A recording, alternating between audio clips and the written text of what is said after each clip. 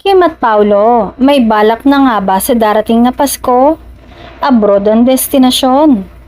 Habang papalapit ang Kapaskuhan, usap-usapan ngayon sa social media ang planong holiday getaway ni Kim at Paulo Avellino. Ayon sa ilang malalapit na source, tila may special Christmas plan abroad ang dalawa. At hindi raw ito basta-bastang bakasyon lang.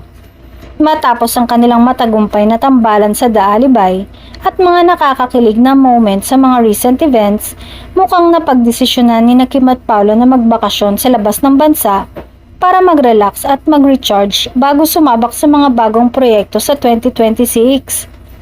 May mga espekulasyon na posibleng sa Canada muli sila magtutungo dahil parehong mahilig sa malamig na panahon at holiday lights ang dalawa.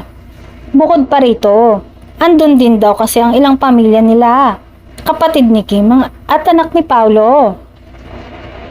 Ilang fans ang nakapansin sa IG stories ni Kim na parang nagre-research daw siya ng best Christmas destinations in Asia. Hindi naman nagkukumpirma o nagde-deny si Kim at Paulo, pero halata raw sa mga ngiti nila sa mga latest photos na may pinagpaplanuhan talaga silang espesyal. Kung totoo nga ito, magiging unang Christmas abroad ng rumored couple at tiyak na magiging talk of the town ng bawat update nila sa kanilang travel. Mukhang exciting ang Pasko para sa Kimpo fans ngayong taon.